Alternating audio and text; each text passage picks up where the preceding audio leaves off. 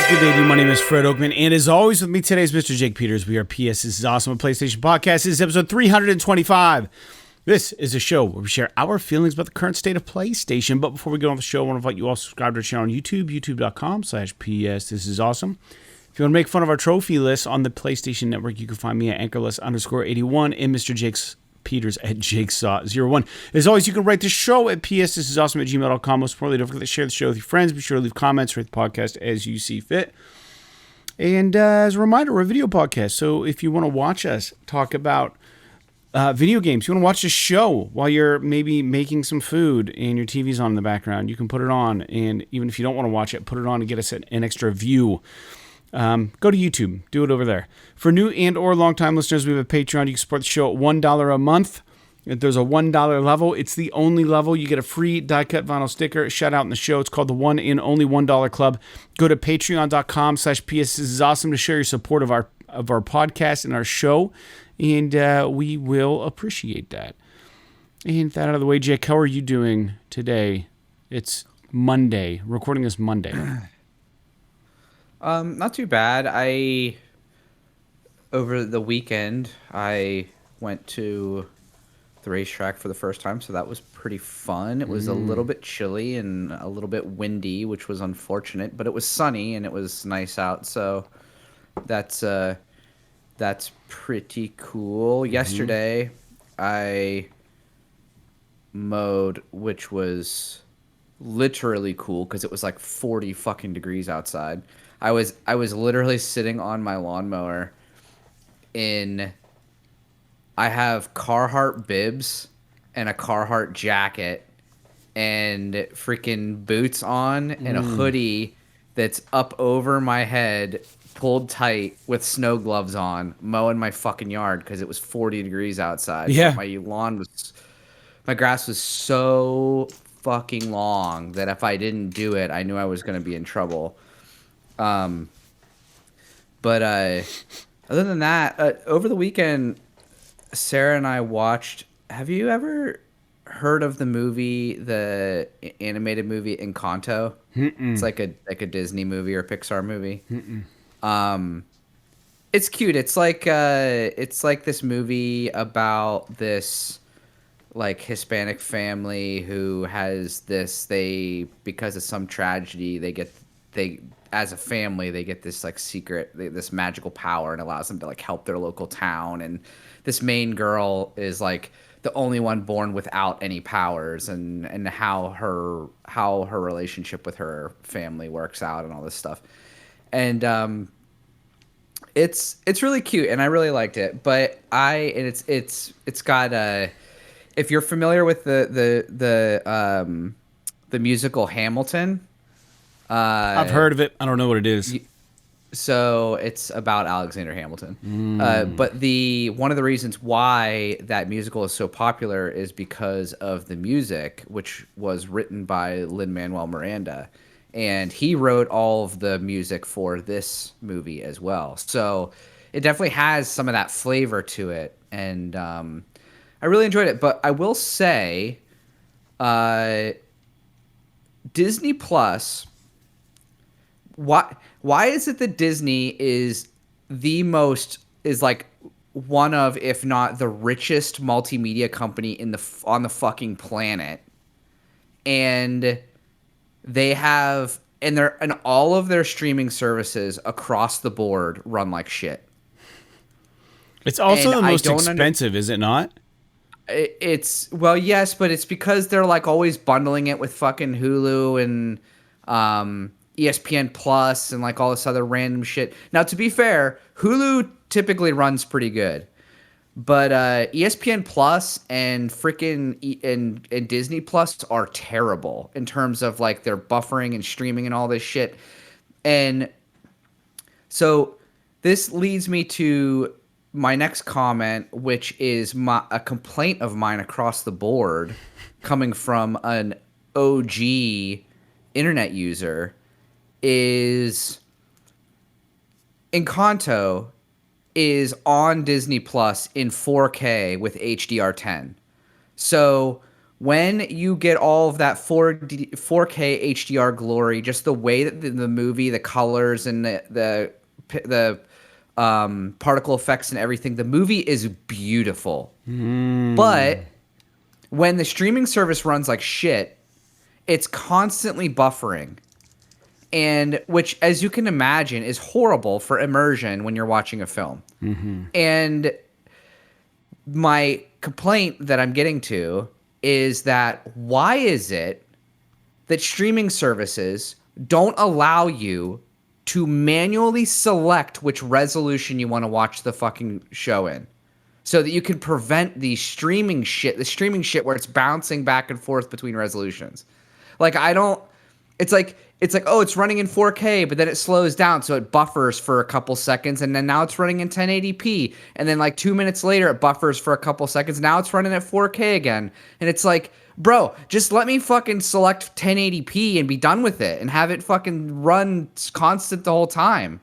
Like, I should be able to choose. And I don't know if you remember this too, in the old days, even on YouTube, when it first came out, but even before YouTube, when it was other like video streaming players and stuff, you used to be able to start a video and then pause it, and you could wait until it buffered the entire fucking video before you hit play. Do you remember this? Yeah, now it only buffers part of it, and then it now stops. Will only buffer like literally a few seconds, and then it stops. No matter what. And it's like, I get it. Bandwidth is like this, like, apparently, even though it's this, you know, whatever. I could go. There's a whole nother tangent I can go on about how companies complain about bandwidth and shit like that. But it's like, I'm using that bandwidth regardless. Like, if I watch the whole movie versus I buffer it ahead of time, it's like, just let me fucking buffer it. I should be able to go on Disney Plus, hit play on Encanto. If I have really bad internet, let it buffer the film in 4K all the way so that I can watch it like that, rather than having it like bounce up and down in revolution. I think if it buffers, it somehow saves your cache, and then you can maybe steal it. Maybe that's why they do it that way. On console, though? Dude, like, I have no idea. I don't know. I'm just throwing it out there. I mean, I agree with you. I bet that there are ways that you can, but there's, dude, on PC right now, I can download a plugin for Google Chrome and just save videos off of YouTube. Like, it's not like they're really protecting anything. So it's just frustrating. I'm sure, like, it makes sense to them from a business perspective. Yeah, but it's really not even worth a fight worth fighting on their part. You know what I mean? It's just like, they're gonna lose. They've already lost. It's just a matter of principle now. They're just trying to make shit difficult. Yeah, I don't know. It's just frustrating. And I just really, it's just, this is just one of those things about streaming services and all his online stuff that people take for granted. It's like that we don't all have the best internet in the world. Like, you and I, even though I would argue that Armstrong is pretty good for ostensibly a rural internet company. Yeah. I would say they're pretty good. But it's not like we're sitting here on fucking Fios or something getting like 1 gig a second download speeds and shit. And so wow. And you know, and I just I'll leave it at that. I'll bring it back to positive. I really liked the movie Encanto. I thought it was really good. Because I don't know about you, but like every now and again, I'm in the mood for just a lighthearted movie, even if it's got like Sabrina the Teenage Witch. Yeah, like I talked about that, or like even, you know, watching a movie like Toy Story or fucking something where it's just like, this isn't real life. It's not like yeah, they have problems, but it's not. Or yeah, something like that. I mean, or even, you know, some old Disney movies. It's not just a Disney thing. It's you know, just it's whatever, just easy to digest shit. It's good, feel good shit once in a while. Yeah, and it's always beautiful and silly Sarah, honestly, one of the craziest things about that movie. Did you ever watch the show Brooklyn Nine-Nine? No, I know of it though. So people who are fans of the show will know the character Rosa, who's like this really kind of dark and serious, kind of brooding, like cop type character with this sort of deep voice for a woman and everything. Mm-hmm. And she's the one that plays the main character in this show, in this movie. So she's like really bubbly and singing all these songs and stuff. And it's really interesting seeing that dynamic. And then they actually did like a live stage performance of all the songs, and they put it on YouTube, and Sarah was watching some of it, and it's pretty impressive. I don't know. I mean, that's something that's a little bit out in left field, but something that I did over the weekend that's video game adjacent, I guess, as far as like movies go, and I enjoyed it. Yeah. Right. Yeah. Huh. Very good. Man, I'm trying to think, dude. I don't know about you, but I'm just fucking ready for some nice weather. Like, it's like it teased us enough, and then like it got shitty again, and then like it came back, and I was like, well, maybe it's fucking back. Nope, it's shitty again. Like today's high was 59, which isn't bad, and we're getting there. That's actually basically par for the course for this time of year. Yeah, but like we had freezing weather last night. Like it was like sub 30. Yeah, there was frost this morning. Yeah. So like I just kind of want that shit to be done with. So I have not mowed my backyard, but it needs mowed. But I have this project where I'm trying to and I'll get into my weekend real quick because I think the listeners enjoy our stupid talks. I played a concert at Twisted Elk. Remember Twisted Elk in Lake City we played as the Flood? Cool spot. Yeah. This is pre new PA, and I took my PA. I think was that not the show that made us realize you needed to buy one? Yeah, it was like crackling, and fucking buzzing and shit. Yeah, and coincidentally, when they booked me, they only booked me back, not the band, because the PA probably was garbage. No, I think that they're just trying to save some money on the budget, but. I went and played there, and it was a really good time, man. I love that place. And I played there Friday night. And what I did do, though, is on Thursday, our sound guy, Shaner, I met up with him. He updated the firmware on our new PA head, and then he also gave me all of the fucking settings from when we played Ironworks last time. So he has my EQ for my guitar, my voice, everything just fucking dialed in how he had us at the Ironworks show. So I used those settings, muted all the channels except for my guitar and my voice. I've never fucking sounded better. Like, I was just like, I don't know what the fuck you're doing, Shaner, to like your fucking settings, but he had them dialed in. So that's good news for our Ironworks show because we'll have everything dialed in. All we got to do is just, he's letting us borrow 2 subs, which I need to talk to you about after the show. And we need to figure out how we're going to get him up there. 2 subs and 2 monitors. And as long as Troy can bring his drum mics and shit, we'll be fucking gold. Just plug and play. Literally just plug into all the right channels and fucking unmute it, and we should just be good. So it's fucking genius. Yeah. So anyways, did that Friday, played a gig. It was good. I went for a run Saturday morning. I've been back to running. And Saturday evening, I went to see the Deslons in Grove City. And the Deslons are a band from New Orleans that are just fucking amazing.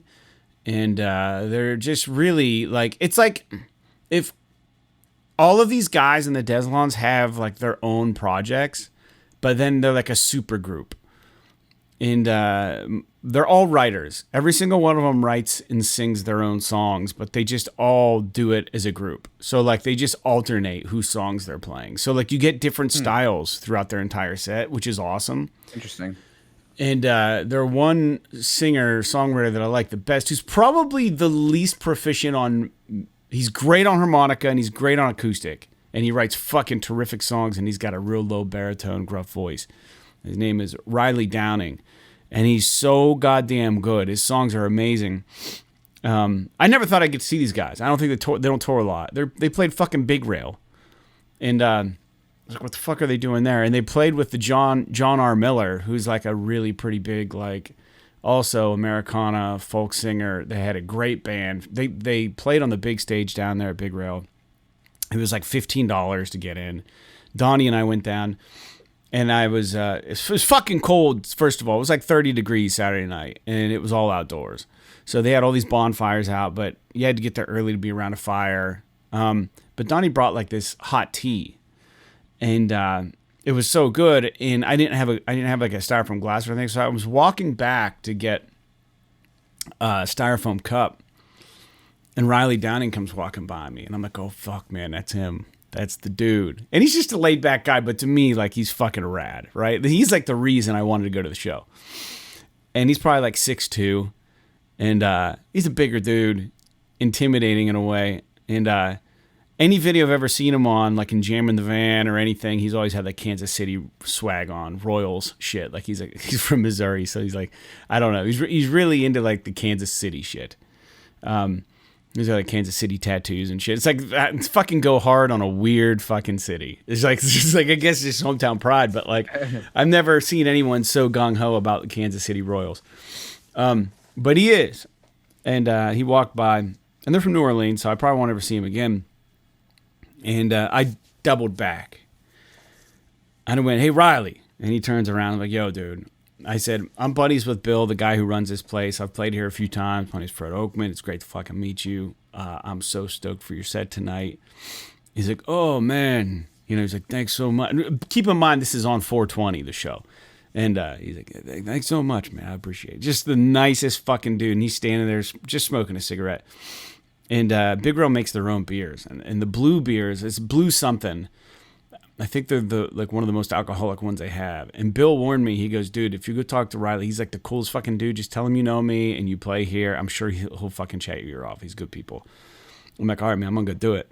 And then Bill's like, just be warned. He's already drank 4 blues or whatever. But he's like a fucking 6'2" dude. He's from New Orleans. And you know the guy can fucking carry it. So just fucking chatting with him and stuff. I asked him all the questions I wondered. You know what I mean? Like, are you doing another solo record? Yeah, it's coming out soon. Where are you guys coming from? They came from Toronto. They were going somewhere else the next day.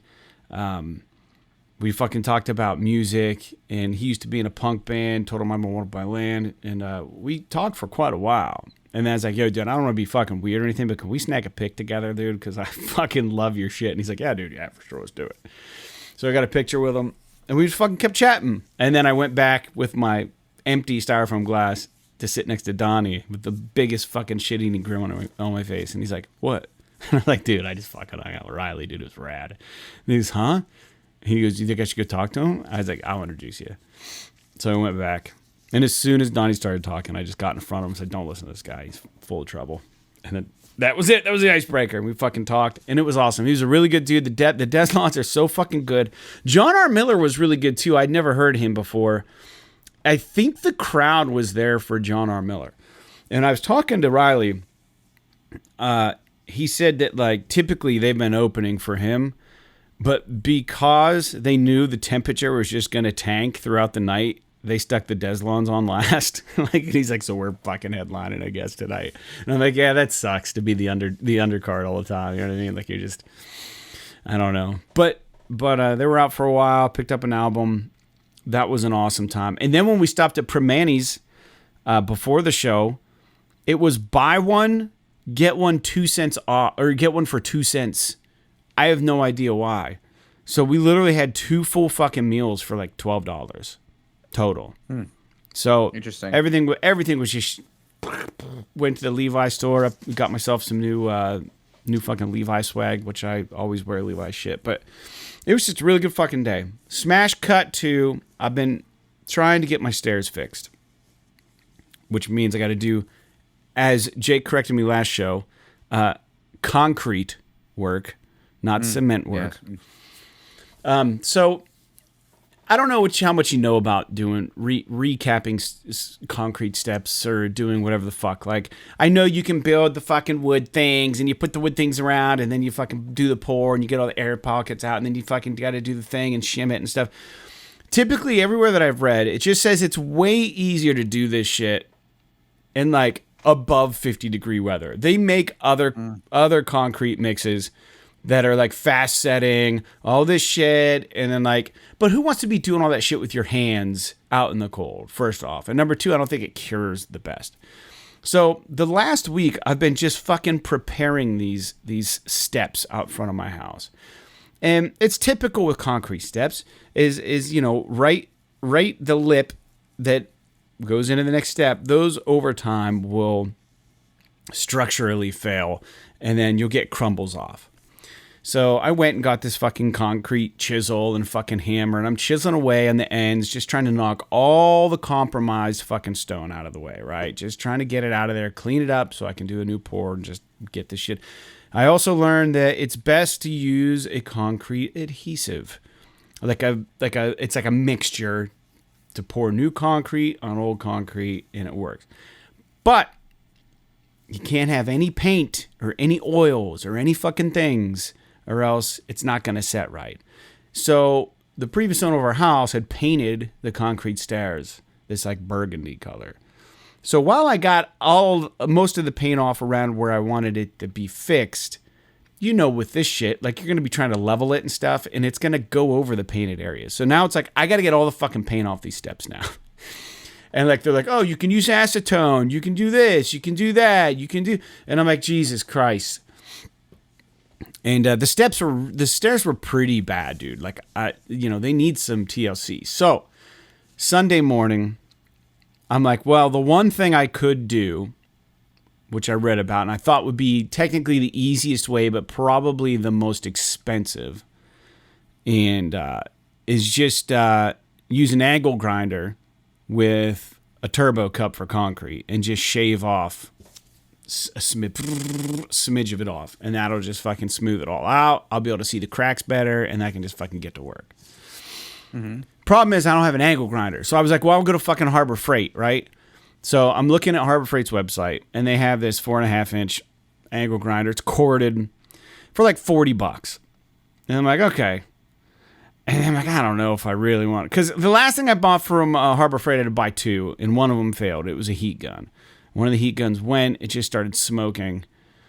To be fair, not to cut you off, two things. One, heat guns are just always prone to failing no matter what, especially if you buy cheap ones. And two, why didn't you just ask me? I have a fucking angle grinder you could have borrowed. Well, I was gonna probably reach out because I knew you had one, and I knew sure shit my buddy Jason had one, and I figured Nate probably has one. Everyone fucking has one. That's the thing. And it's like, I don't. Like, maybe I should just fucking buy one. They're not super. You don't use them very often. You don't use them very often, but when you need one, they're super convenient. Yeah, right. So I'm like, it'd be nice to just fucking have one. So all my other tools are rigid tools, which are the Home Depot tools. And this isn't an advertisement or an endorsement, but I do fucking love everything that I have that's rigid. But they all run on the same batteries. Now, the angle grinder from Home Depot also didn't come with like the turbo cup or the concrete cup or whatever attached to it, and that was like $39.90 or $29.99 at Harbor Freight. At Home Depot, it was fucking $80.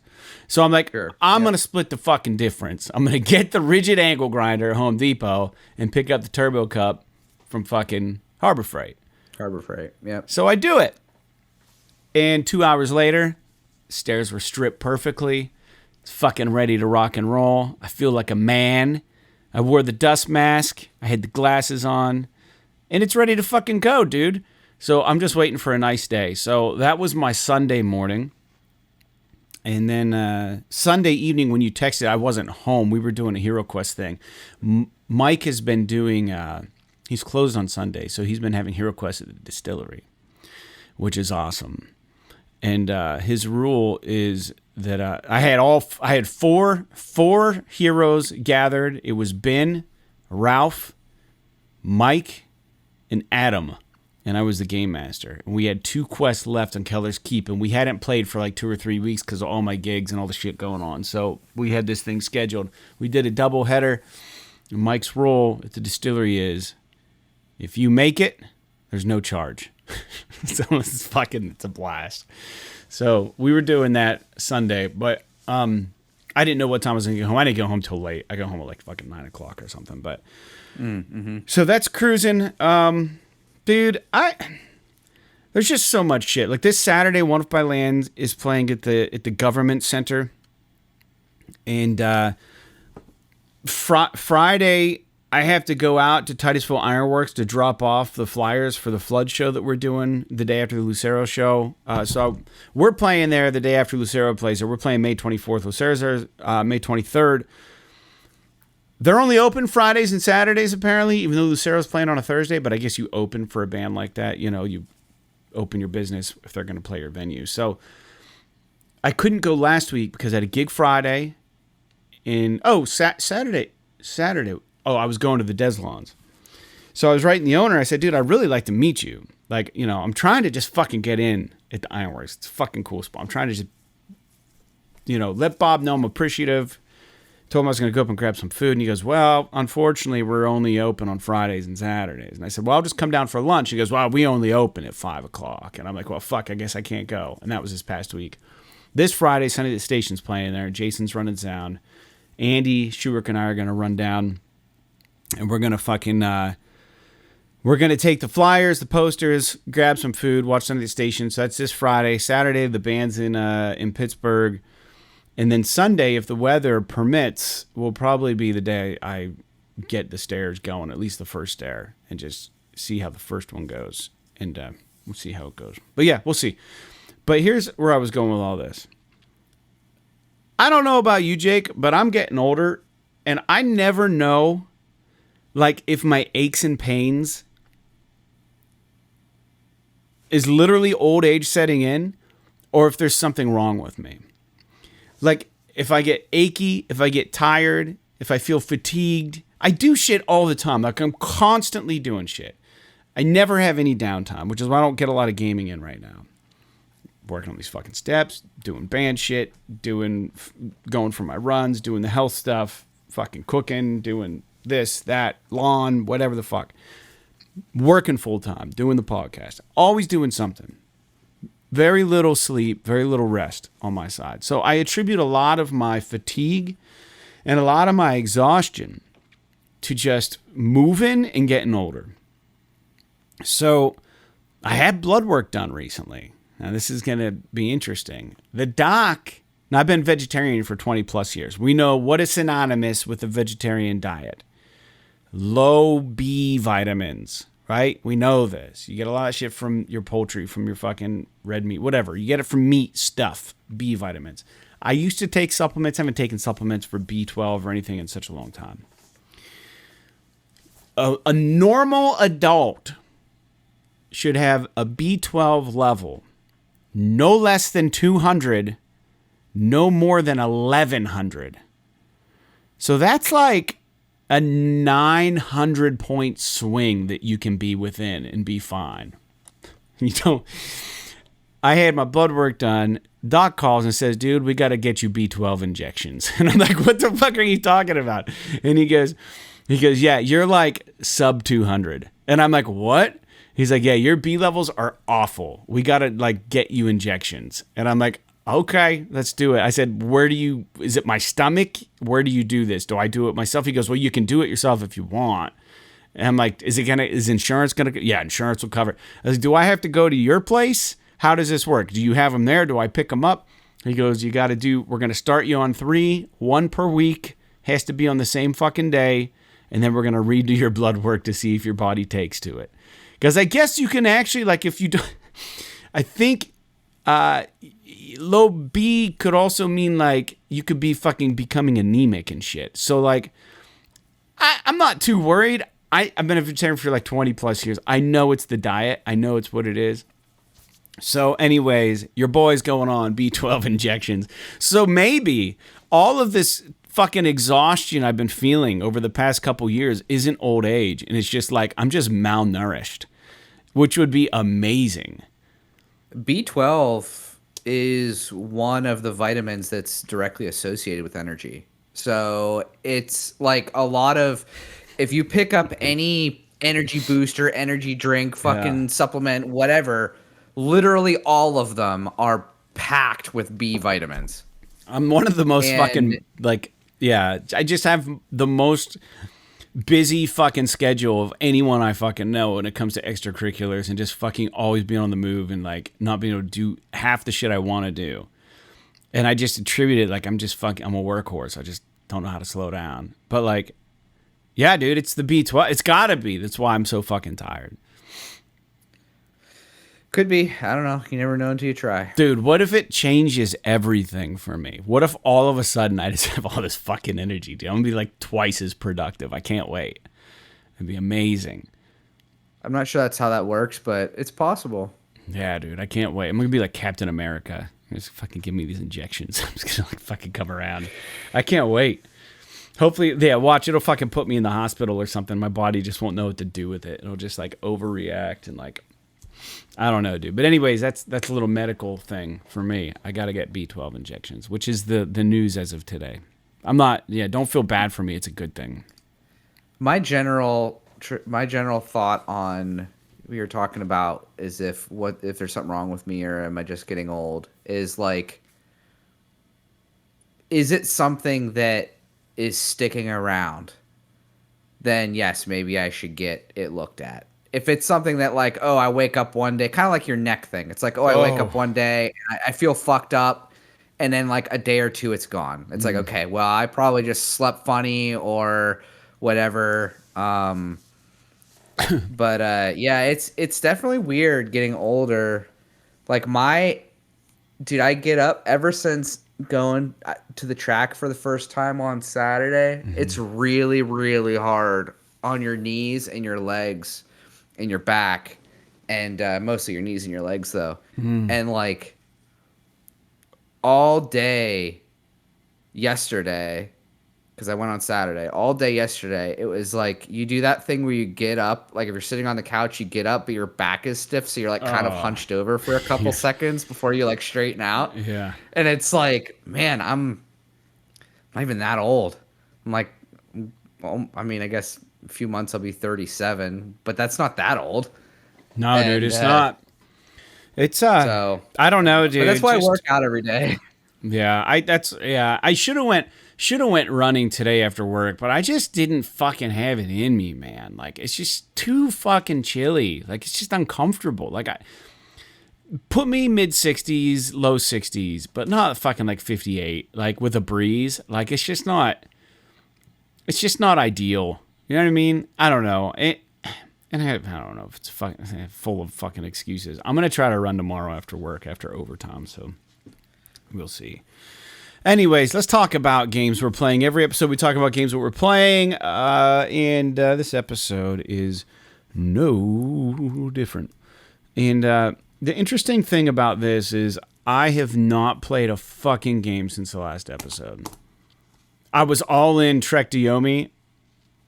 Didn't even get back to it, dude. I tried to watch the second episode of Fallout. Kept falling asleep.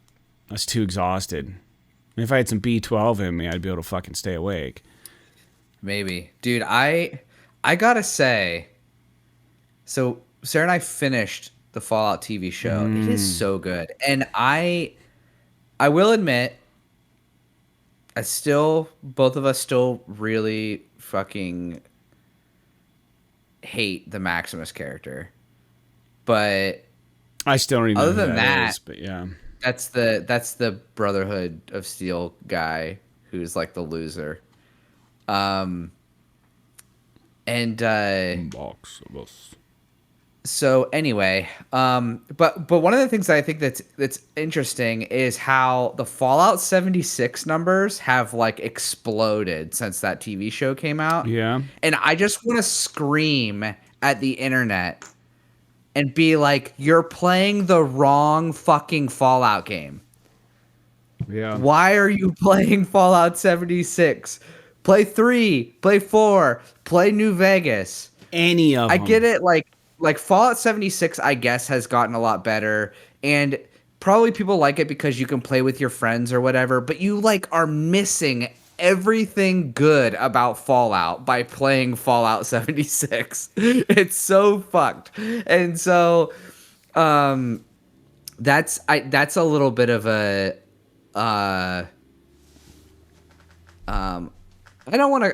I like I'm not trying to like step on anyone's joy or anything like that. And I know get what some you're saying. people What do you're really saying is like this: like Fallout if GI Joe got big for some reason, and everyone just goes and watches the shitty live action movie to consume it. Like what the Yeah. Like what the fuck are you doing? Like watch the cartoons or read the comics. Like this is the worst version of this thing. Like Yeah, it's just it's frustrating because like dude, I haven't watched it. We finished it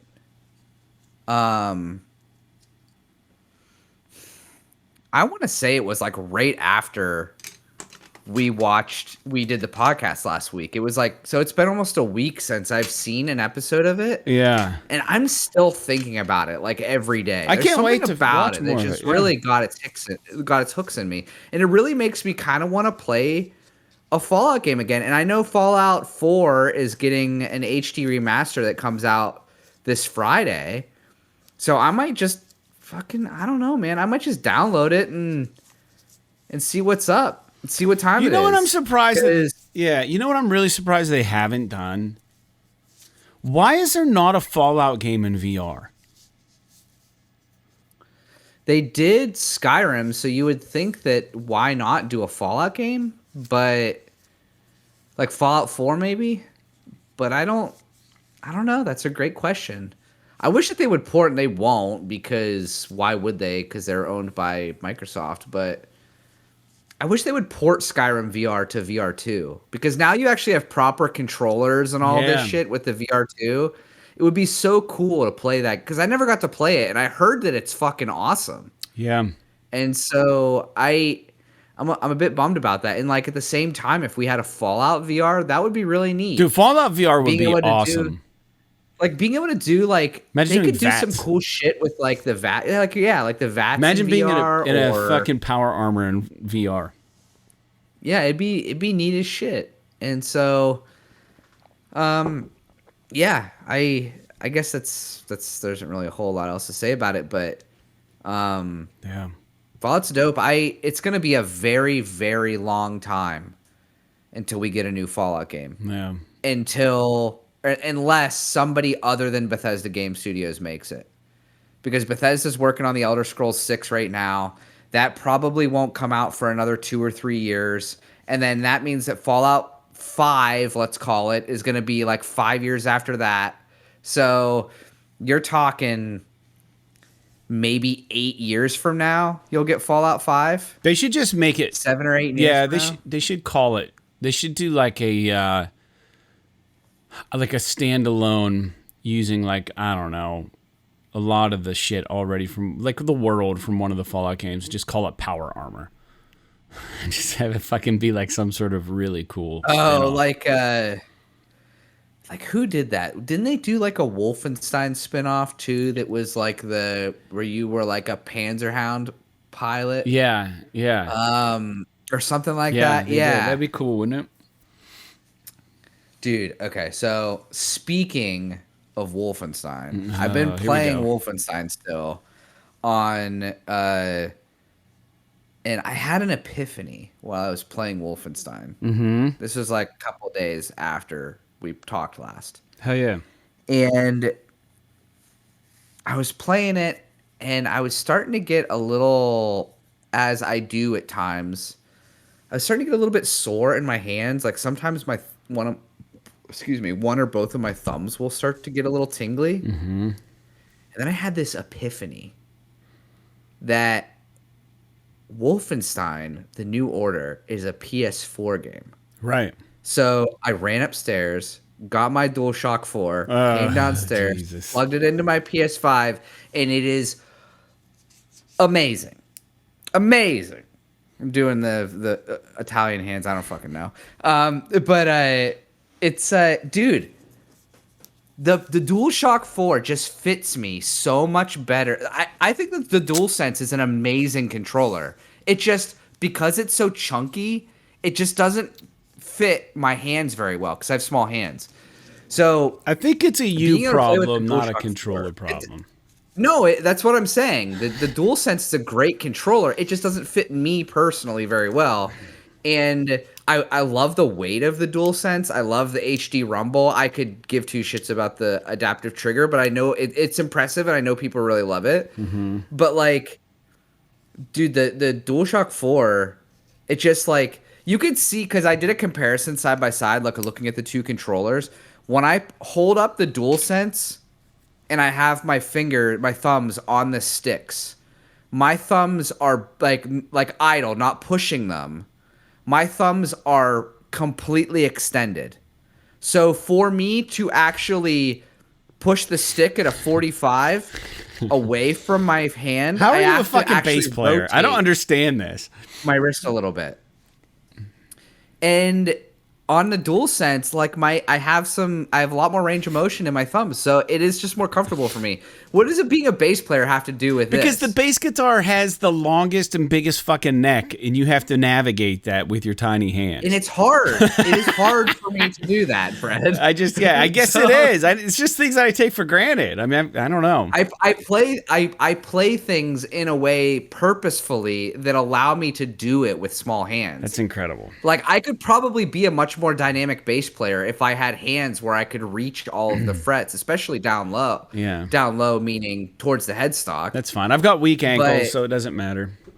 Yeah. But anyway, so long story short, dude, I have literally forgotten everything about this game, and I'm so tickled to death about it because it's like I'm playing it for the first time all over again. Yeah. And it is so good. It is like it's like an action movie. It's shot. I say shot in quotes because it's not, obviously nobody filmed it, but it's presented very much like a action movie, like The Expendables or something like that, where they do all these like sliding smash cuts and shit during like the It's a really good game. Mission. Yeah, like the pre-mission sequences where they're like doing the mission briefing and stuff. They're doing all these weird like slide cuts, which is like very, very like 90s action movie kind of. And or maybe not 90s, but you kind of get what I'm saying. I know what you mean. And there's just all this, like I mentioned last week, all this wild dialogue and like just all of it's just like full of these just crazy sex scenes between BJ Blazkowicz and this girl, and like but they're like in a relationship. I don't know. It's just so just aesthetically everything. It feels so good to play. And I don't love the way, like, I think I'm just having problems as I get older. Like, I'm getting worse at first person shooters. Yeah.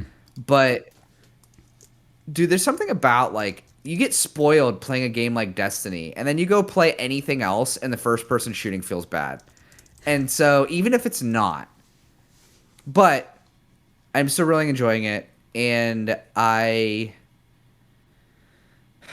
can't remember if I downloaded something else or if I was thinking about downloading something else. I don't know. But Stellar Blade comes out on Friday, and as of right now, the theory is that I will play it.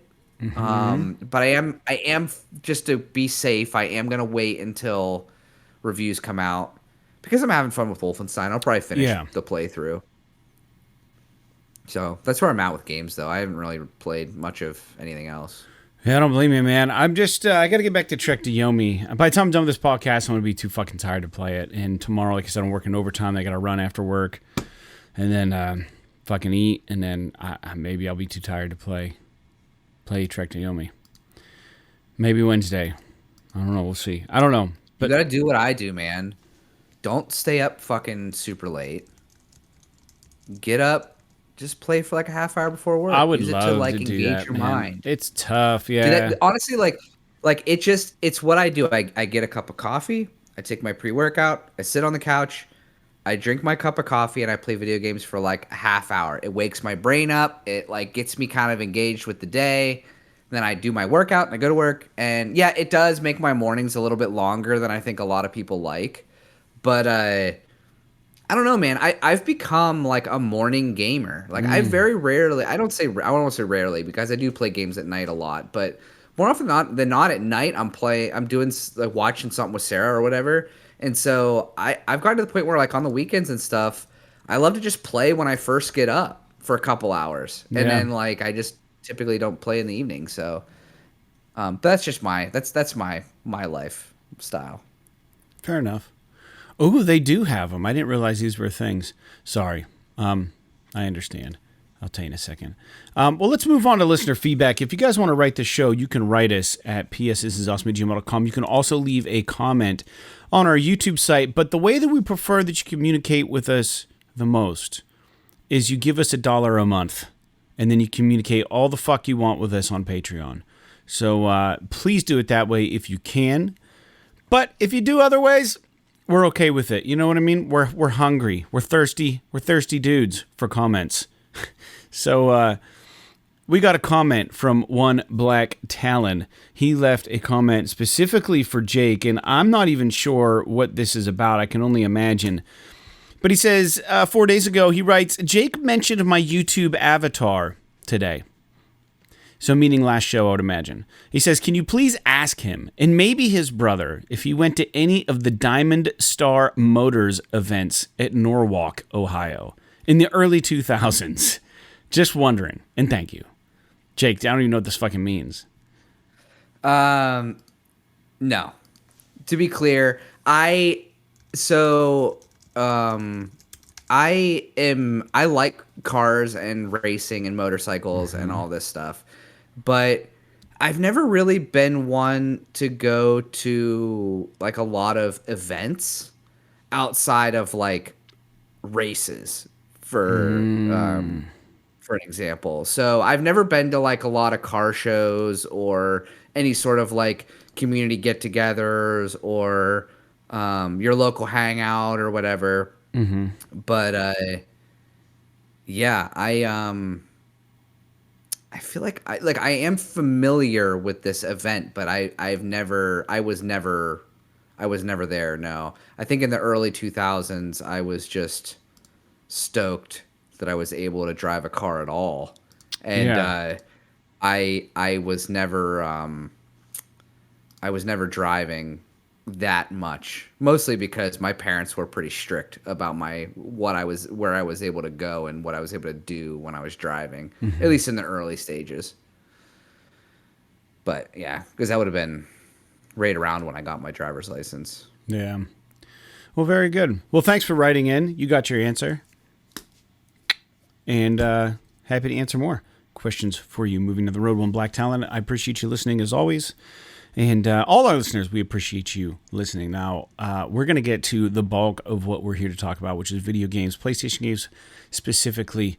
And let's dive into the first point of news for episode 325. First news point I saw was that there's a new studio that was announced. It's called Starlight Games.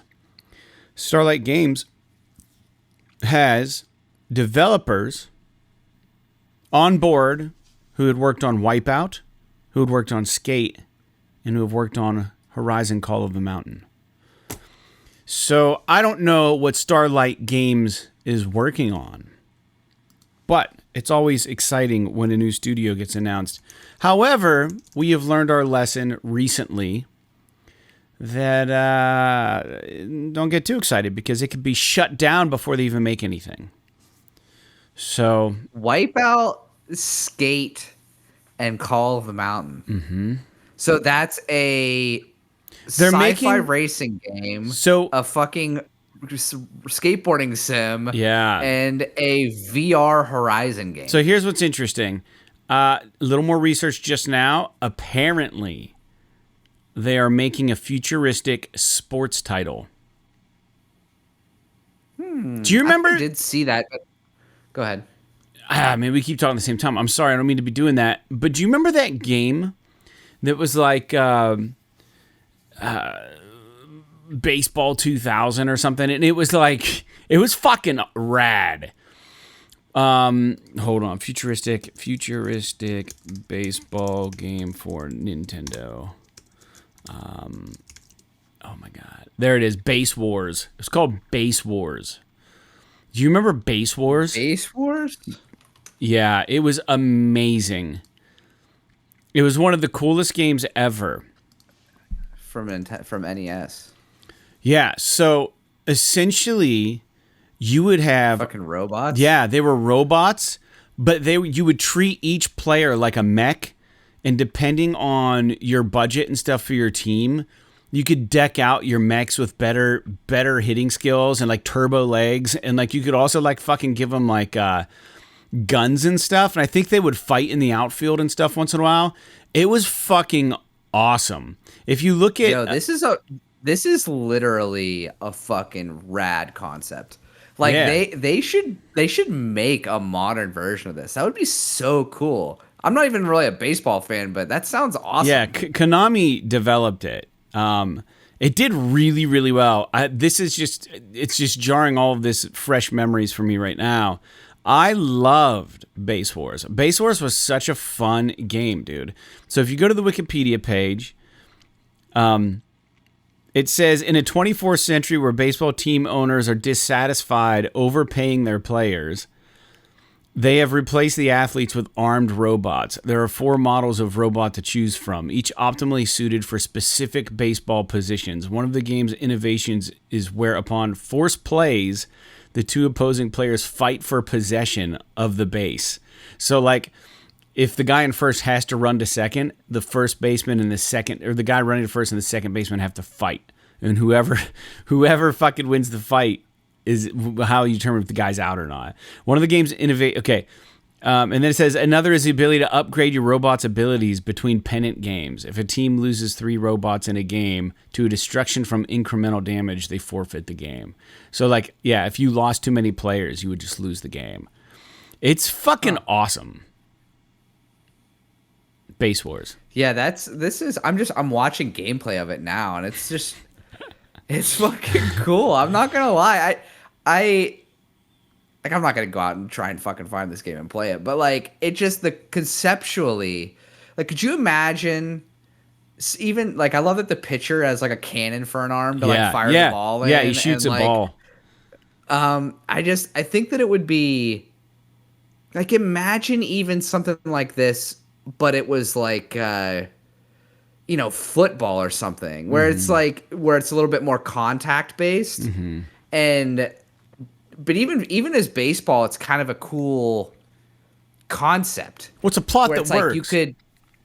The reason even for it makes sense.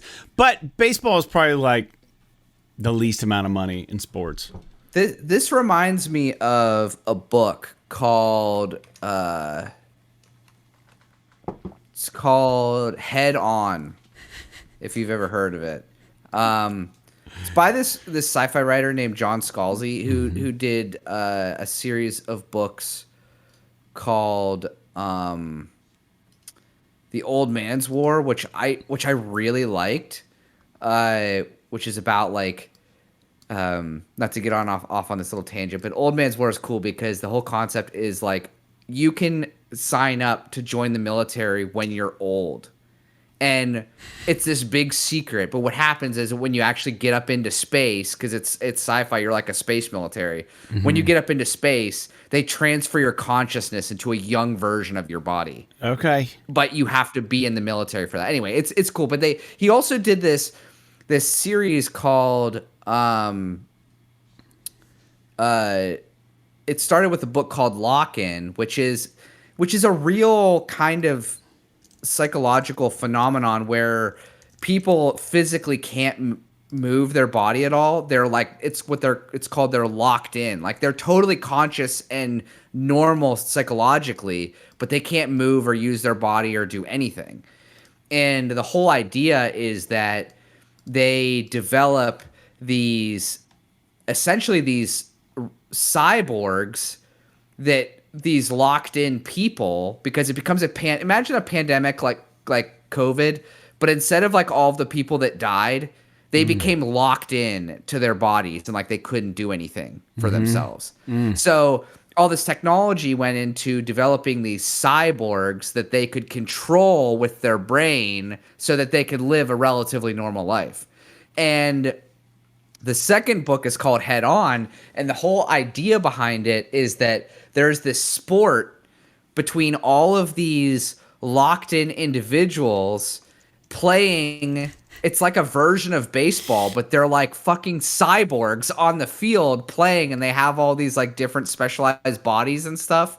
And it reminds me of this game, and it's just such a cool concept, to be completely honest with you. Yeah, that sounds pretty wild, man. Yeah, I don't know. There's a lot of I like the idea of scientific shit when when you can imagine. Not that that's scientific. That's kind of is, but it's not. But it is like futuristic. I think is what I'm trying to say. I like the idea of futuristic stuff where it's like, can you imagine if we're on the fucking trajectory that we're on now? Like where this is gonna lead us, right? To famine or whatever. Like I like the idea of like managers and people just being like, I'm not fucking paying fucking Arolis Chapman millions of dollars to be a closer and pitch 1 inning a game. You know what I mean? Like that's ridiculous. Yeah. Let's fucking bring in a robot. Like See whose programming is better. yeah, right. It's just so fucking cool. Just the conceptualization of that is kind of interesting. Where like it's I mean, I have to not crazy. I have to imagine that like competition between people will always be a real thing, because there's an element of error in it that is what makes it exciting. Whereas like if you had games between robots, it would just be like perfect plays all of the time. And like, is that really exciting? I don't know. Right. So it's a very interesting thought experiment. It's definitely different. You know what I mean? It's definitely different to think about. I don't know. But I guess needless to say, it's fucking dope. And I don't think what does this have to do with Starlight Games? I'm trying to remember. They're working on a futuristic sports title. Oh, that's right. Yeah. I'm sorry. Yeah, no, you're good. Yeah, future. So I was like, man, what if they're bringing back Base Wars? That'd be fucking awesome. We could go to the next news point. That would be sick. What if we called it? What if we fucking called it? Like, what if this is what it is? That'd be fucking rad. It's a deep cut, man. All right, next news point, man. Let's keep this thing going. Next news point is Sony. They have a new patent has shown up where they are patenting the idea of video games that autoplay themselves, and you can just sit back and watch. Why? I guess. Yeah, I don't know. I think everything that I read on Push Square was just like a reference to like, for like grindy RPGs that you don't want to fucking do all the battles in. You can just fucking let it rip, and then take back control over it later. I mean, that'd be a really good way to cheese fucking trophies. Yeah, they'd have to have some kind of control over that sort of thing. And you would think that, I mean, I'm not one of these people that thinks that developers should give you an easy mode if they want their game to be hard. Like, I think that Dark Souls can be hard, and it doesn't have to have an easy mode. But I'm also at the same time not opposed to the idea of like there being a mode where it's like, look, I just can't do this.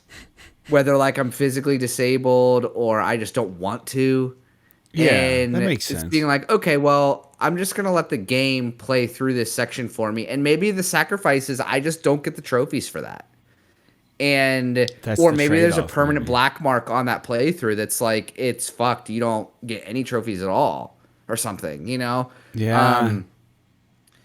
But I don't know. I think that it's an interesting this concept is ridiculous to me. Like, the whole point of playing games is to fucking play the game. Like, why would you want the game to play for you? Right. Unless there's a scenario, like I said, where it's like, oh, I need to get, I don't know, like, it's akin to like looking up a guide of how to solve a puzzle. It's like, okay, well, I'm sick of trying to solve this puzzle, so I'm just going to look up how to get the answer for it. Mm-hmm. It's kind of like the same idea, right? It's just you're just letting the game do the controlling for you, rather than you looking up the answer and then you doing it yourself. It's just doing it for you. It's like what really is the difference? Not really a whole lot, but it's still kind of a ridiculous concept. Yeah, I don't know how I feel about it. I guess they're always patenting shit, so this doesn't even mean they're going to do it. So someone had an idea and they fucking patented it. Next. Embracer is going to be splitting into 3 different companies, I guess now, or 3 different subsections or 3 separate entities. The 3, this is obviously no doubt due to the amount of studios they've been acquiring. They probably are having a really fucking difficult time figuring out how to work on this.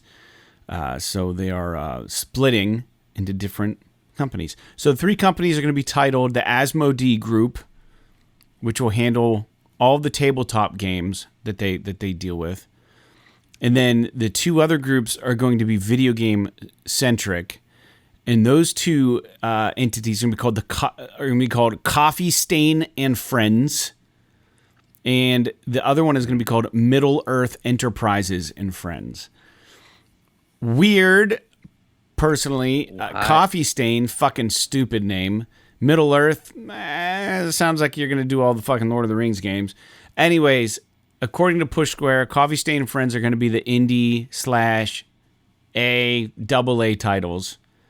And then the Middle Earth Studios or Enterprises and Friends are going to handle all the AAA efforts. So they're now split into 3 things, I guess. I don't know if it's happened yet, but this is what they're doing. So chew on that for a minute. Taste it. Swallow it or spit it out. I'm so just sort of tired of hearing about Embracer. Like, I wish that they would just, like, I wish the only news I want to hear from them is just, and to be clear, I don't want anyone to lose their jobs. I don't want anyone to have a bad day, blah, blah, blah, blah, blah. I'm sorry, yada, yada. But like, I want the next news I hear from Embracer is just that, like, Embracer is fucking dissolved and, like, all of these studios are just on their own again. Oh, wow. Like, you know, and, like, the controlling entity of Embracer, I wish was gone. I want all the studios to still exist, for them to all have their jobs and make their games and find new publishers and all of this shit. But, like, dude, I don't know, man. I mean, every time we hear something about them, it's like, what the fuck are you doing? Like, Coffee Stain and Friends? Like, what the hell does that even mean? I don't even know what that fucking means. It's so stupid. It's the dumbest name I've ever heard in my life. In my entire life. I don't know that it's the dumbest, but it's certainly dumb. It's pretty fucking dumb, I think. Judge not. Wow. Fred. Judge not. Wow. Yeah. Do you remember that fucking meme of that dude that takes a fucking hit off the vape pen and he, or like somebody takes a hit off a vape pen and fucking blows it or something? This kid, this real scrawny kid sitting on a couch. It looks like a home fucking video. And he just looks over and goes, wow. It's the funniest fucking meme I've ever seen. Anyway, it doesn't even matter. Doesn't even fucking matter, man. Just ridiculous. All right. Shall we keep moving along? I think we should. Yeah. The next news point, Jake, and I don't believe you ever played this game, unfortunately. Maybe you did. I don't recall if you did or not, but there was a game I did a takeaway video on called KEENA Bridge of Spirits. We thought it was going to be probably exclusive to PlayStation. It's making its way to Xbox, dude. And it's probably going to show up on Games Pass. Not confirmed, but if it does, Jake, you got to play this game. It was fucking good. Your brother played it, I think. Yeah, It's a good game. I've always had an interest in playing this game. And we were talking earlier in the show about the movie Encanto and like that whole Pixar style. Like that's like what this game is. It's like stylistically very similar to that type of movie. And I admit some interest in it, and I think that it just is one of those games that just fell off of my radar. And you know, I was playing other shit and I just never got around to it. And so yeah, this is a game that was exclusive to PlayStation for a while, but I don't know that it was ever. I think it was always some form of timed exclusive. So it's not all that surprising that it's coming out on Xbox. And if it does, well, then cool, good for them. And if it comes out on Game Pass, or if I have some other way to check it out without putting too much down on it, then certainly I'd like to give it a try at some point, for sure. It sounds like a game that would be a good sort of transition game for me.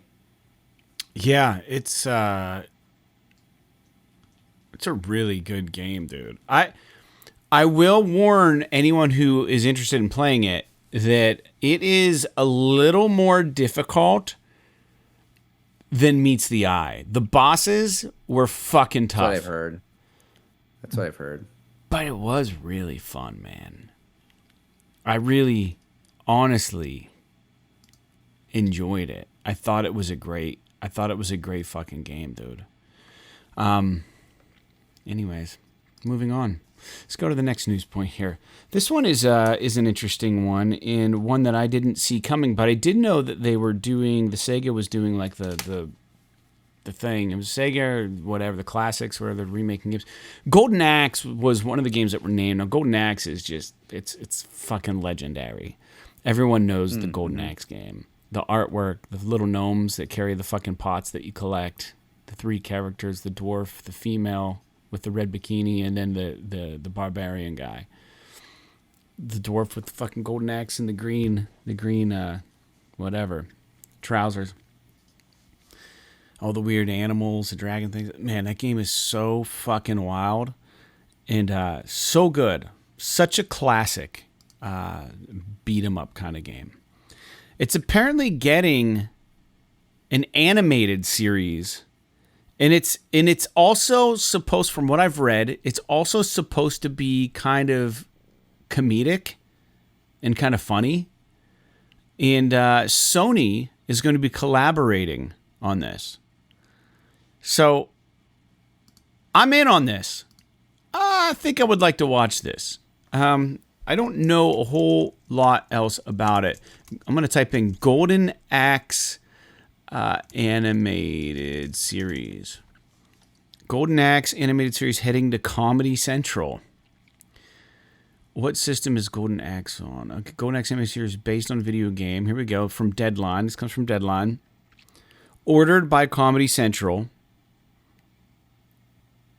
If it's too spoofy, it's not probably going to be very good. But if it's the right amount of spoof, Comedy Central has handed this is according to Deadline, has handed a 10-episode order to Golden Axe, a new animated series based on the popular Sega video game, produced by CBS Studios in association with Sony Pictures Television and Original Film. Golden Axe voice cast is led by Emmy winner Matthew Rhys from The Americans, Danny Pudi from Mythic Quest, and Lisa Gilroy, Jury Duty, Liam McIntyre, Spartacus, and Carl Tart from Grand Crew. Described as a hilarious and loving homage to Sega's '89 video game series Golden Axe from exec producers Mike McMahon and Joe Chandler, follows veteran warriors Axe Battler Tiras Flare and Gilius Thunderhead as they once again battle to save Uria from the evil giant Death Adder, who just won't seem to stay dead. Fortunately, this time they have the inexperienced and underprepared Hampton Squibb on their side. I guess they got a new good guy character that's probably not very good, not an adventurer. Reese plays Thunderhead, poor hygiene, chip on his shoulder. Pudi, P-U-D-I, is Hampton Squibb, a naive and experienced first-time adventurer who has dreamt of questing his entire life. He hopes this can-do attitude can make up for his inability to actually do stuff. And Gilroy portrays Tyrus Flare, a fearsome battle sorceress, deadly in a fight and even deadlier with her sharp wit. And then McIntyre plays Axe Battler, the barbarian warrior. Tart's Kronos Evil, originally from Golden Axe 3, is a 100% badass humanoid panther. Oh, that's cool. This looks like it could be fucking rad, dude. I think isn't that Danny Pudi, the guy from Community? I couldn't tell you. Never watched it. I know. Yeah, it is. It is. Yeah. So, That's cool. I mean, any like shows like this could be good, right? I mean, there's no reason, especially if it's animated. Like, why the heck not? You know. Uh. So I think that it's an interesting idea, and it seems like they're going the comedy route, which is sort of like it's like the if they can nail it, it's kind of like the the easiest way to succeed in this space. Like if they try to go the drama route and people aren't like, it's fucking Golden Axe. Who gives a shit about like this weird action RPG from, or not action RPG, but like action, Yeah. like No, you're right. hack and slash game from Sega. But like if it's a comedy, it's like people like comedies no matter what the dressing. I mean, you think about things like The Simpsons or freaking to Futurama to freaking Family Guy to like, Disenchanted to Rick and Morty. Like they all have this like wildly different dressing to them. Yes. But funny's funny. So I think that if they can nail the delivery, that it's probably it should hopefully be successful. And if Sony's involved, maybe this means that we're gonna get some Golden Axe. I mean, we're already getting the Golden Axe remake or whatever on PS5. I would guess. I love the idea of an adventurer that's never been out, going with like these seasoned people that we all know what they look like and shit, and them just being like, yeah, this isn't gonna fucking work. You know what I mean? Like, I love. It's like it's kind of like a play on something like The Hobbit, or not The Hobbit, Lord of the Rings, where it's like Frodo's never left the Shire, and now he's got to go fucking take this ring to Mount Doom. Like it's very reminiscent of that, but in a comedic setting. I think that's something that could succeed for sure. I hope it does well, man. I hope it does. Anyways, I thought that was a cool little news point. We got 2 more news points, then I'm going to get out everybody's hair here. It's getting late. It's already 8:40 at night, and I got to be up at 6. I got to upload all this shit for everybody. Kingdom Come Deliverance 2. Kingdom Come Deliverance was developed by Warhorse Studios, and the second one will also be developed by Warhorse Studios. It has been announced, and they're not really doing much out of the ordinary as far as setting. It's going to be featured in the same setting. They've announced this game. I didn't play the first one. Jake, you were part of the Kickstarter, were you not? Kingdom Come Deliverance is the only game, or the only thing, period, I've ever kickstarted. And so I do have it on PlayStation, and I did play a bit of it, and it is very cool. It's a little janky. I mean, it's got that Euro jank for sure. But when I played a little bit of it on PC where I can kind of ramp it up a bit, it just has this. They nailed like realistic sort of European like forested environments so well. Yeah. Like this game is so well realized in terms of like being grounded in reality from a aesthetic standpoint. It's pretty impressive. And even though it might not have the best graphics in the world, but the way they present the world to you feels very real. And I don't know. I'm definitely interested in potentially going back to it. I think what I struggled with the most is the combat. Because it is one of the key points of the game is that it focuses on realistic medieval combat. And so you have to, it's very odd.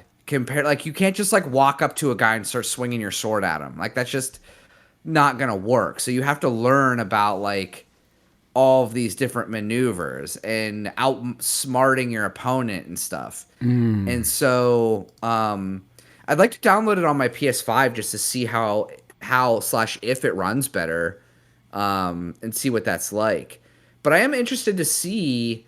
They have since released like an announcement trailer that's like 13 minutes long. And so I am curious sort of how this new game is going to improve upon the first one, because the concept of the first one is amazing, and the world just running around and like experiencing the world is very cool. But there was definitely some things to be improved upon from a gameplay perspective. So, yeah, like I can remember like the first thing I had to do was like, I don't know, I had to fist fight some guy, and I just kept getting the shit beat out of me. Right. And it was just because the combat is just so odd, and like it controls different. And anyway, I'm excited that they're getting another swing at it, and I hope they double down on like because I don't know if you remember, there was like all this controversy about there being no black people and freaking this game, and, and everything, and it was like, and they were just like they literally were just like in 14th century Bohemia there were no black people there. Like, if there was, it was like a very, very, like, not to say that it never happened, but it was like a very, very, like, odd thing to happen. So, like, it's not unreasonable to have this game and not have there be a lot of this diversity when they're trying to be historically accurate. Mm-hmm. Because they use, like, real history whenever they made this. I'm not saying that, if they want to put diversity into it, that's totally fine. I'm just... Like, I'm not defending it or poo-pooing it one way or the other. I just want them to be true to their vision, whatever that means. And so, hopefully, they're able to do more with the same, and hopefully the game does well. I'm really intrigued by this game, and it looks like it might be even coming out this year, which is cool. Because I mean, we all kind of assumed it was coming, but I guess we didn't really know until today. Yeah. Yeah, I mean, it's interesting. This is like one of those games that like I fucking look at and I'm like, man, this game would be so fun. It's like there's another. Yeah. I was really into SimCity back in the day. I loved it, SimCity, and then I know they came out with Towers or whatever that's called. What is it called? The one we got for free. You're talking about City Skylines. Yeah, City Skylines, and then it was just too much for me. And then like. Also, a console really isn't the place for that kind of a game, really, in my opinion. But I mean, it can be done, obviously. But I was online the other day, and damn it if I can't remember what it was called. There was a Lords of Might and Magic. No. It was essentially SimCity, but it was in medieval days. You sure it wasn't Lords of Might and Magic? Lords of the Manor, maybe. Sim style game, Lords of the Manor? Manor Lords. Manor Lords is an awesome looking... It's one of those things where it's like this time period is always appealing to me. It's like a base building game. Yeah, sure. But it's just like... I want to love these things. But they're always way more complex and more intricate than my 42-year-old brain can handle. In my patience. It's like one of those things where you just have to put you have to. It's like Civilization and stuff. You have to put time into learning the game, and then once you learn the game, like it's totally fine. But this reminds me a lot of. I'm just watching some gameplay of that game you mentioned, and it's awesome. It reminds me a lot of like Civilization or something like that, where there's like it's like a 4X game. Yeah. It looks really fucking good. And I want to try this game, but I know better because I'll probably get like you get attacked by other civilizations and shit, but like they have a feature on it that I read about. We've really jumped topics, but I'm talking about the game Manor Lords. They have a feature where for newbies that you can tell the game, I don't want to be fucked with for 5 years in game time, so I can like start my settlement. Feature. Yeah, like that's huge because if you're just learning and like you're fucking 6 months in. And this fucking kingdom comes by and they just want to trounce you. It's not really fair. But it's available on Xbox. I don't believe it's available on PlayStation. But just so you know, it looks really good. I know we're a PlayStation podcast, but you were talking about whatever the fuck you were talking about. Deliverance 2. And it's just the same time period and setting. And it's just all those games are always like, man, I want to play that or I want to be a part of that. But then it's just like when they're like this, dude, it just doesn't fucking work for me. Dude, it's like trying to learn a new instrument. Like, what if you had to fucking learn how to play pedal steel right now? Like, would you have the fucking patience to learn that? You'd have to really want to learn it, right? Yeah, I mean, it's one of those things where it's like, it's kind of like this game where you have the dexterity to be able to do it because you play other games, like I play other instruments.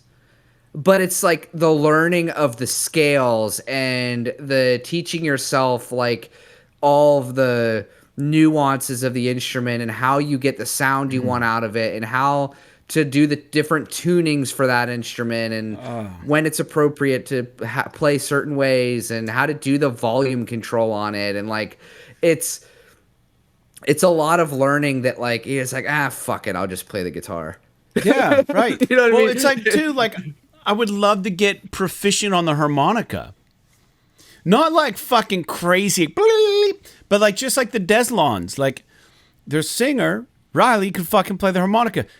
He wasn't fucking amazing, but he could play it, and he could play the fucking melody of the song that they were playing on the harmonica. And it was like, wow, that's a real nice touch there. You know what I mean? It's just like, it's not rocket. He's got to have the harmonica in the right key and know where to fucking blow and a little bit of control to get your swells and stuff. And a harmonica can carry in your fucking pocket. I could take it to work and practice on my lunch breaks. I just don't have the patience. I want to be good at these things. I'm glad I picked up guitar when I did, dude. And I'm glad I played SimCity when I did because I had the patience. I had a fucking city in SimCity 2000 that was fucking amazing. It was amazing. You did all the fucking waterworks, all the fucking electricity, all the fucking management. Like, it was so good. It was just it was just working. Such a good feeling. Anyways, let's move on, man. It's a digression. Did I bring up this last news point on the show, or did I just text this to you? I knew I brought up that there were rumors that it was happening. You just texted it to me. So we don't need to go into detail about it, but I want to confirm to the listeners because everybody understands my excitement about this game. Darkest Dungeon 2 coming to PlayStation 5 July 15th. It is official. That is the rabbit hole I'll be crawling down in July. No fucking doubt. And I couldn't beat the first game, so I'm going to have to Google the ending. I'm going to YouTube the ending. I believe I'm going to spoil Darkest Dungeon 1 for everybody right now. It doesn't even fucking matter. The game's been out forever. I believe that there's some weird outer space shit that happens at the very end, and no matter what you do, everybody fucking dies in the end anyways. But in a way that it was like, oh, fuck. That's what I think happens. I don't know, but I'm going to watch the ending of Darkest Dungeon. And it's some sort of astrophysical fucking thing that occurs. But the thing that made me love the first Darkest Dungeon game, the gameplay was fine. It was good. The art style was very interesting. But the fucking setting, again, it felt like HeroQuest. The monsters, the weird shit, the town, the fucking armors that you could equip, and then like the thing that sold me was Wayne Jude's voiceover. Yeah. It was perfect. In the writing of the game, the shit he would say, death by 1,000 cuts. You know, it's just so fucking good. It's just like, imagine, finish him. Imagine that nonstop as you're like fighting enemies, but it's like in real time, almost announcing the shit that it's not like, oh, and then he took a swing. It's like, little did he know that he was on the precipice of death. You know, it's like as you take a huge gash. And it's like the party's mood has been fallen, has been, you know, been sweltered by the fucking attack of the blah, blah, blah, blah, blah. You know, and there's random encounters and shit. So, like, so good. It's just like a narrator just works in this kind of game. And I don't know why it works so well. It kept me going back, dude. And it was always spot on and good. And it was like something about like, I think I've mentioned this one before on the show that I absolutely loved. It was, you know, you'd be in this dungeon and you'd find like some sort of gold or something to take back to town. And it was like, finding the treasure is only the beginning. Getting it back to town is the tough part. And he says shit like that, you know, and your character's holding up like a bag of gold, like he's all excited or whatever. It's so fucking good. Anyways, Darkest Dungeon 2, July 15th. If you haven't played the first one and you like the roguelike shit, I think it is like, it's roguelike. I have no fucking clue what it is.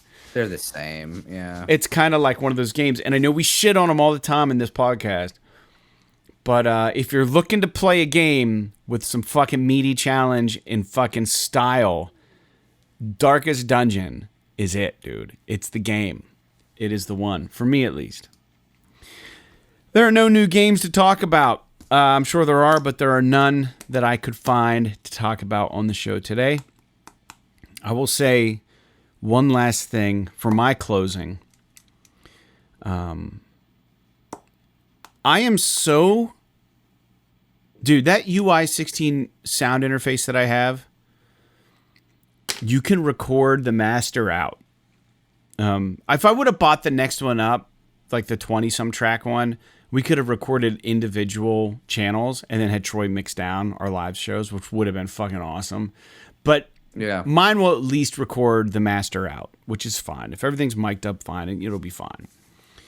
But it only accepts up to 32 gigabyte USB drives, which is FAT32. It has to be formatted FAT32. I have a 16 gig USB drive, thumb drive. It's not recognizing it. I have a 2 gigabyte one it recognizes. I didn't realize it only took up to 32, so I bought a 64 gig for $13, and it doesn't recognize it. So I have a 2 gig, a 64 gig, and a 16 gig, and it only recognizes the 2 gig, and I can't figure it out. So I reformatted the 16 gig to exFAT, and I got to try that now because I have a Mac, which could be fucking everything up. But the 2 gig. So what's really nice too. So when we go play shows now, I take this little thumb drive, I stick it into the USB. There's one that says play. I go into my iPad, I hit the play button, it just runs through a playlist of MP3s I have on here. So in between sets, we just fucking boom, hit play, and it just goes. Fucking genius. So nice. And then we can also record the master out on... I recorded my 3-hour set, just the master outs, on my on this. And it barely took 2 gigabytes of space. So we could probably record our Titusville Ironworks show, the master out, which would be a lot of fun to have. Especially if we mic everything up. Yeah, it would be cool if we... We're going to do it. If we play well. We're going to play fucking rad, dude. We're going to practice Sunday morning. It'll be good. Fair enough. We've got like 3 weeks. Button this shit down. All right. Anyways, thanks to the listeners. Jake, do you have anything you want to say before we get out of here? This is episode 325. PS, this is awesome. No, I'm hungry, so I'm gonna go eat some food. I will say that when I was at the track over the weekend, I took my Insta 360 camera with me. Oh yeah. And I put it on the tail of my motorcycle, and man, it creates some cool fucking shots. Like, I'm not gonna sit here and claim to be like I'm not making movies or anything, but like it's just neat to be able to see I'll like it'll be like looking at my back as I'm coming into a corner or whatever, I'm coming out of a corner, and I just like as I'm watching it can just like flip the footage around and see like people coming up behind me, and like you can follow guys as they pass you, and like it's just incredible that this technology exists. I'm blown away by it. I mean, I'm sure I'll get jaded by it eventually, but I just think it's so Dude, cool. Here's what we got to do. Bring that fucking camera to the Flood Show at Ironworks. We'll record 1 or 2 songs with it, and then we'll match it up with the mix down that we export to the USB drive and see how good we can get that shit to look. Yeah, I mean, you could do some weird stuff. Like you could put it literally right in the middle of the stage, and then like be able to just move in a circle and like see YouTube everyone supports in the band, that, right? like, 360 videos? I don't know how to do it. I haven't dicked around that much with it yet, but I think that there are ways where you can upload it in 360-degree format, and you can actually drag it around and watch the whole thing. Yeah, and if we mix while it, it's playing. yeah, dude, if we sync it with the audio, that'd be fucking dope. Yeah, it would be super cool. So Let's try it. We'll try it. We'll try it. I forgot you had one of those. That's fucking rad. Yeah, I'm stoked about it. All right, very good, man. All right, well, shit. I got nothing left to say. Remember, if you subscribe to us on Patreon, you get early access to this show. So it's not always going to be early, but it is about 95% of the time, at least 1 to 2 days early. This show was no exception. So thank you for listening to this early. Otherwise, the show airs every Wednesday. For our listeners, we are, again, PS, this is Awesome PlayStation Podcast. Thank you for listening this week, and we will talk to you next time around. So, like Helldivers 2, Here They Lie, and Human Fall Flat. PS, this is awesome.